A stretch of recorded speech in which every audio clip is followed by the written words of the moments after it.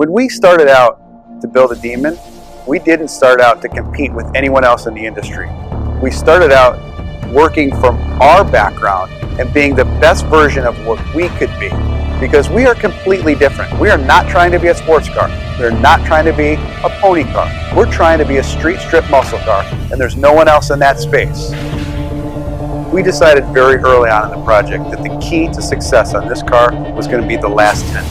And I don't mean the tenth of a second in the quarter mile. I mean that last tenth of effort that was going to push you beyond an interesting stat into a stat that had never been done before. I mean, you start at the top of the list, drag radials. No one's ever put drag radials on a car. They've been available in the marketplace, but they've never been put on a production car.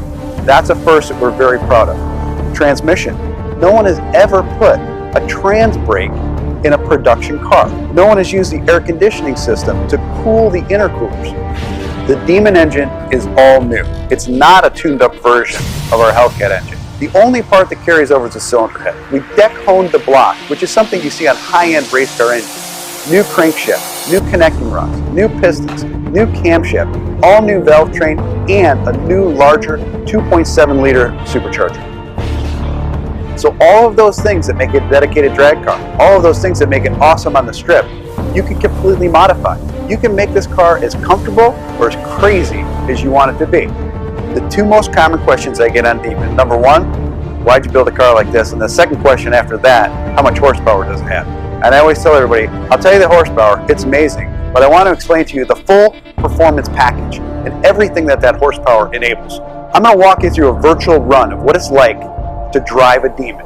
You strap yourself into a 4-point harness, take your red key, fire up the most powerful V8 production engine ever put in a car. Put your car into drag mode. Once you go into drag mode, your suspension is already pre-calibrated for maximum lift off the starting line. Activate your line lock. Start spinning your drag radials. Get them hot and sticky, over 200 degrees. You literally have dripping rubber off of your tires. You creep to the starting line. Adrenaline is flowing. You're pre-stage. You're 7 inches away from launching this car. Trans brake, check. Torque reserve, check. Yellow, yellow, yellow, green, launch. You leave the starting line at 1.8 Gs, harder than any car has ever accelerated off the starting line.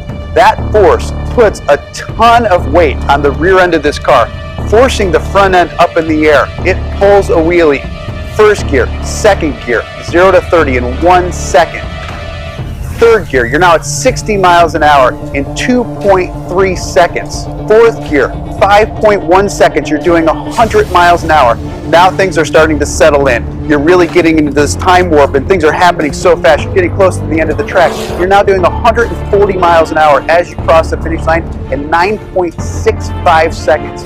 You have just driven this production car faster than any production car has ever finished the quarter mile. So fast, in fact, that after the NHRA certified that time, they banned it from competition.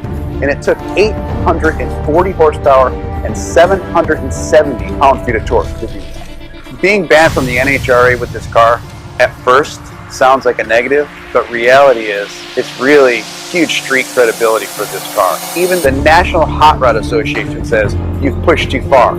You've done too much. You've broken a record that's not supposed to be broken in a production car. To me, that letter's a badge of honor.